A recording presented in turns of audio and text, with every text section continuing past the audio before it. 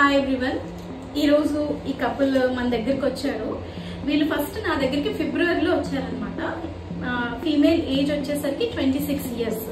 So వీళ్ళు ఎలా వచ్చారంటే నా దగ్గరికి AMH అనేది అంటే ఎగ్ రిజర్వ్ అనేది తక్కువగా ఉంది, బయట ఎవరో వాళ్ళకి IVF అడ్వైస్ చేశారని చెప్పి నా దగ్గరికి వచ్చారు. సో నేను AMH అనే వాల్యూ చూసినప్పుడు 1.6 ఉంది.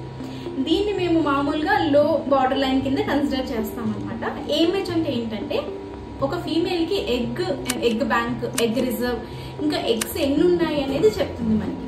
సో నేను దీన్ని కన్ఫర్మ్ చేసుకుంటానికి మళ్ళీ స్కాన్ చేయడం జరిగింది. సో ఆ స్కాన్ లో నేను చూసినప్పుడు ఎగ్ రిజర్వ్ అనేది బాగానే అనిపించింది. So I have given them micro nutrients ఇచ్చాము, ఓవ్యులేషన్ ఇండక్షన్ పెట్టాం. మళ్ళీ వాళ్ళు మే నెల 13th నా దగ్గరకు వచ్చారు. సో నేను చూసినప్పటికీ it is already 3 months complete అయ్యి ఉన్నాయన్నమాట. సో నేను చెప్పేది ఏంటంటే మనం అన్నిసార్లు బ్లడ్ టెస్ట్ల మీద రిలై అవ్వలేం. ఏమైనా బ్లడ్ టెస్ట్ వచ్చినప్పుడు మనం దాన్ని స్కాన్ లో కూడా రీకన్ఫర్మ్ చేసుకుని వాళ్ళకి తగినట్టుగా మెడిసిన్ ఇస్తే అందరూ IVF వెళ్లాల్సిన అవసరం ఉండదు, న్యాచురల్ గానే కన్సీవ్ అయ్యే అవకాశం ఉంటుంది. సో ఇప్పుడు మనం ఈ పేషెంట్ కి స్కాన్ ఎలా ఉందో చూద్దాం.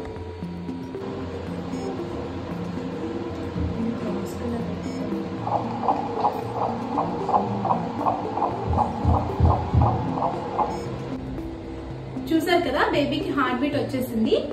సో ఇలా IVF రిలేటెడ్ డౌట్స్ కానీ ప్రెగ్నెన్సీ రిలేటెడ్ డౌట్స్ మీకు ఏమైనా ఉంటే కామెంట్ సెక్షన్ లో కామెంట్ చేయండి, లేదంటే డైరెక్ట్ గా DM చేయండి. నేను మీ క్వశ్చన్స్ అన్నిటికీ ఆన్సర్ చేస్తాను.